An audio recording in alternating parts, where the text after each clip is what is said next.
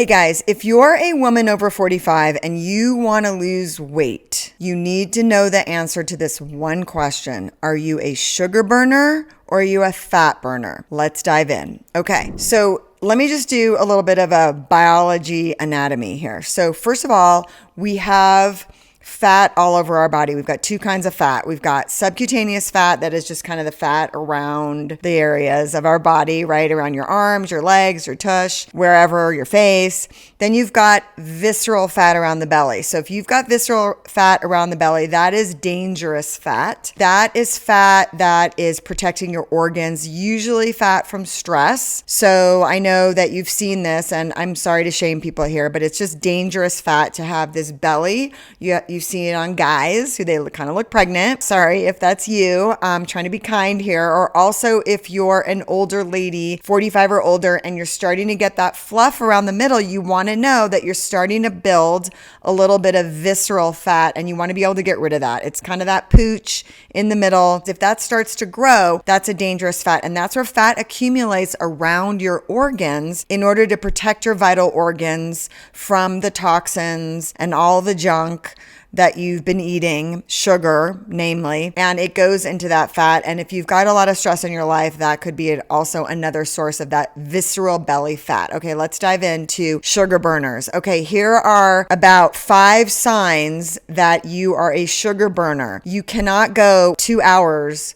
without eating, okay? You get hangry, or as Dave Asprey calls it, hypoglycemia. Right? You get that hangry feeling of like, I need to eat right now. I'm going to eat somebody's arm kind of thing, right? Another sign that you are only a sugar burner is you're starving in the morning. You have that starving feeling, especially if you have 15 or more pounds to lose and you feel that hangry or that starving, or you can't skip a meal. If you've talked about intermittent fasting, or you've talked to anybody about intermittent fasting, oh, I could never do that. I have to eat. I got low blood sugar. That means that you're only sugar burning. And let me explain what's happening. So if you think of your body as like a hybrid car, you've got 2 sources of energy. You've got sugar or glucose, and you've got fat. Right? So your sugar is the gas. Let's just use a hybrid car as an example. The sugar is the gas and that you're putting in your car, and you fill up your tank with gas. Let's say you got a breakfast of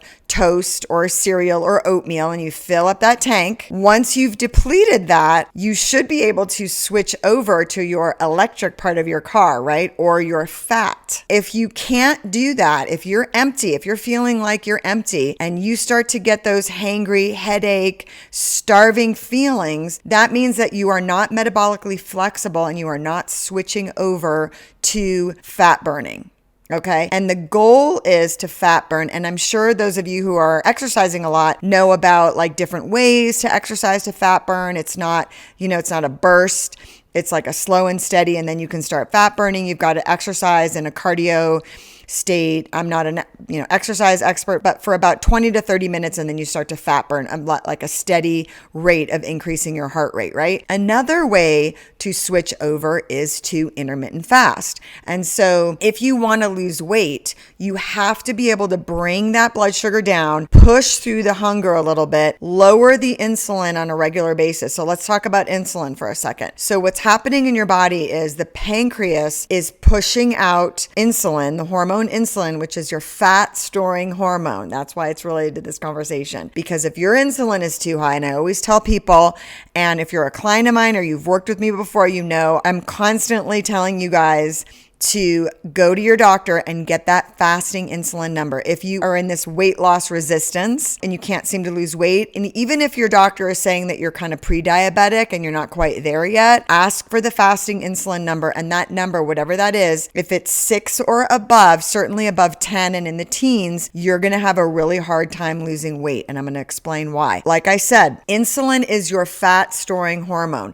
So if it's too high, if your pancreas is pumping out too much insulin, I don't care if you're having 700 calories a day, all of those 700 calories are going to be stored as fat. So one of the things you can participate in is intermittent fasting. And what intermittent fasting does is it lowers your blood sugar. After you eat, your blood sugar should go back to, where it was originally. You got to wear a continuous glucose monitor sometimes to even know where that is. And I certainly always recommend those to find out if you're a sugar burner or you're a fat burner. You could do that too. So your blood sugar is going to come down, and that means your insulin is going to come down. Insulin is something that it kind of goes up and down depending on when you're eating and when you're not eating. So when you're not eating for 2, 3, 4, 5 hours, which is what I recommend, part of intermittent fasting is not snacking. That whole idea of eating every 2 hours that we were told in the 80s, that was bad science. That actually was never researched, and it's not good for you to be continuously noshing or eating every 2 hours, because what that does is, remember that car analogy,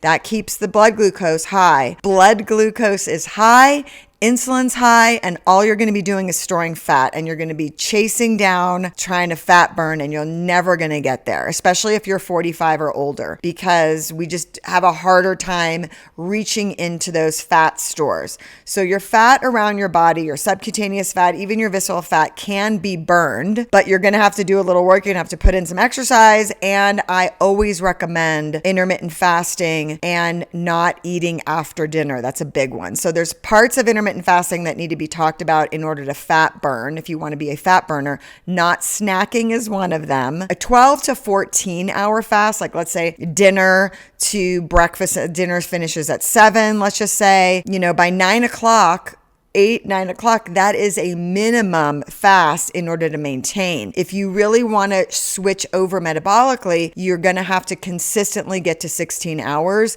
in order to be a little bit hungry.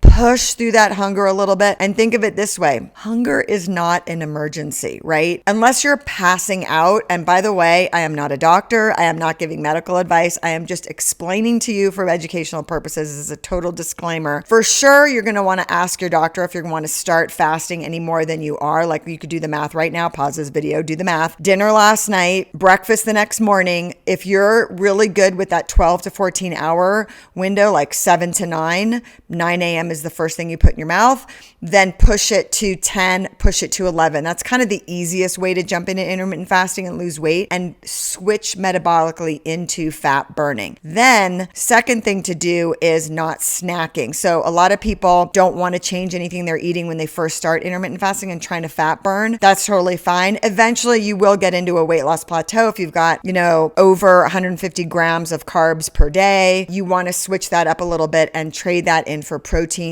healthy fat, fiber. That is going to be sustain you longer in terms of not snacking in between meals. Because if you have toast for breakfast or cereal for breakfast, you're going to be hungry 2 hours later, because you're going to get cereal. You guys comes with just a cup, usually comes with 17, 18, 19 grams of sugar, which is way too much. And nobody has a cup of cereal. Most people have about 4 cups of cereal. If you fill up your cereal bowl, go check it out. If you're still having cereal for breakfast, you're probably, looking 2 hours later for a mid-morning snack. That is keeping your blood sugar high. That is keeping you being a sugar burner. So I hope I explained that right. If you liked this, I have lots of other videos, especially one on what to eat for breakfast, a very popular video of mine. But hit the subscribe button and follow me on Instagram and watch some of my other videos on Intermittent Fasting 101. I've got one on what to eat for breakfast to start your day. Thanks, guys.